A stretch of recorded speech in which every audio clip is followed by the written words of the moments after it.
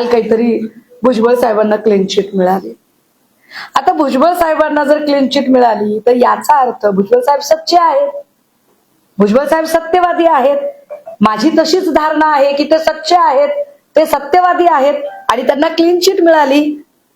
मग त्यांना जर क्लीन चिट मिळाली असेल तर त्यांच्यावर आरोप करणारा मुलुंडचा HD व्हिडिओ स्पेशालिस्ट त्याने माफी मागितली पाहिजे जाहीर, की आपण एका अत्यंत सच्शील सच्च्या माणसाला त्रास दिलेला आहे, माफी मागितली पाहिजे. इव्हन वाईस वर्षा भुजबळ साहेबांनी आबरू नुकसानीचा दावा टाकला पाहिजे HD व्हिडिओ स्पेशालिस्टवर. म्हणजे ज्या पद्धतीने बघा की आमचे नेते सन्मान्य संजय राऊत साहेबांवरती आरोप झाले, राऊत साहेब तुरुंगवासाला सामोरे गेले, राऊत साहेब बाहेर आल्यावर राऊत साहेबांनी त्यांच्यावर केस टाकली आबरू नुकसानीची, की तुम्ही अशा पद्धतीने मला हॅरॅश केलेलं आहे, कर नाही त्याला डर कसले. पण तुम्ही जर नीट बारकाईने बघितलं तर भावना गवळी असतील, यशवंत जाधव असतील, हसन मुश्रीफ असतील, अजितदादा असतील, भुजबळ साहेब असतील, कुणीही यांच्याकडे गेलेला कुठलाही अशोकराव चव्हाण असतील, इथले पण खूप जण गेले असतील, फार धुतल्या तांदळाचे सगळे खूप जण गेले असतील. ह्याच्यातल्या कुठल्या माणसाने त्याला क्लीन चिट मिळाल्यानंतर म्हणजे मी निर्दोष आहे हे सिद्ध झालं त्यानंतर असा कोण बाईचा लाल आहे, एक राऊत साहेब वगळले तर, की ज्याने भाजपवर आमच्यावर तुम्ही खोटे नाटे आरोप केले म्हणून भाजपवर ज्याने अब्रू नुकसानीचा दावा टाकला असेल बरं. नॉट अ सिंगल एक्झाम्पल,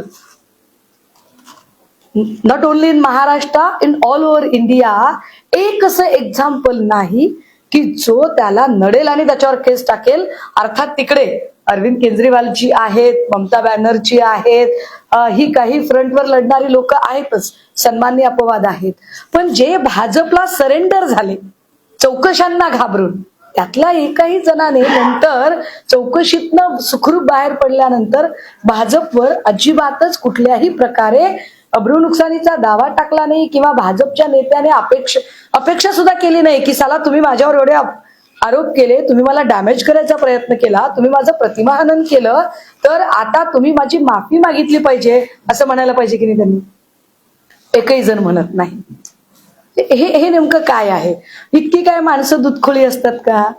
इतके काय आपण धोत्रावर इन करणारे असतो का की आपल्याला काहीच कळत नाही? तर आपल्याला ते सगळं कळतं. म्हणजे भाजप हा काही फार धुतल्या तांदळाचा सच्शील आणि लोकांना फार आवडतो असा काही पक्ष नाही. फक्त प्रॉब्लेम असा आहे की त्यांच्याकडे पैसा जरा जास्त झालाय, मनी मसल पॉवर त्यांच्याकडे चिकार आहे.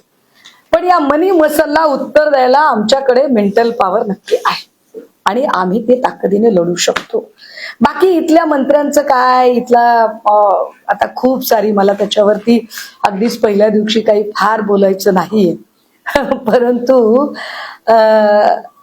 ह्या सगळ्यांचे पण पेन ड्राईव्ह, कॉप्या, सीड्या, झेरॉक्स, बऱ्याच गोष्टी असतात. मी आता फक्त पहिल्यांदा पाऊल ठेवलंय शहरामध्ये, बऱ्याच गोष्टी निघतील. त्यामुळे मला वाटतं इथून पुढे ते काळजी घेतील, त्या सगळ्या गोष्टींची फार काळजी घेतील.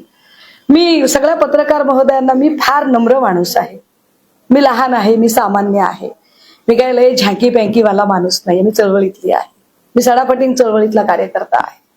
पण एक नक्की म्हणजे हे सगळ्यांच्यासाठी मी फार ताकदीने एक मांडलं पाहिजे. मी कायम असं म्हणते की मी महिला असण्याचं विक्टिम कार्ड कधीही खेळत नाही, नेवर. माझं असं म्हणणं आहे की मी ज्या क्षेत्रात आली आहे तिथे तुम्ही मला इतरांच्या सारखी कार्यकर्ता म्हणून कन्सिडर करा. मी महिला आहे, मला असलं कुठलंही विक्टिम कार्ड खेळायचं नाही. आणि माझ्यासोबत काम करणाऱ्या सगळ्या सहकाऱ्यांनी सुद्धा, म्हणजे हे आपल्या माध्यमातून त्यांच्यापर्यंत पोहोचलं पाहिजे की माझ्यासोबत काम करणाऱ्या प्रत्येक सहकार्याला सुद्धा मी सांगू इच्छिते की कृपया बाई समजून अजिबात हलक्यात घ्यायचं नाही, बिलकुलच हलक्यात घेऊ नका. ज्या क्षणी तुम्ही बाई समजून हलक्यात घ्याल थोडीशी अडचण होईल. कारण मी काम करता, मी एरवी तुमच्याशी वावरताना तुमची बहीण, लेक म्हणून खूप सामान्य आणि खूप सहज, सुलभ आणि सहजासहजी तुमच्या सगळ्यांमध्ये मिळून मिसळून वागणाऱ्यांपैकी आहे. पण संघटना म्हणून काम करताना मी तितकीच शूड म्हणून काम करणारी आहे.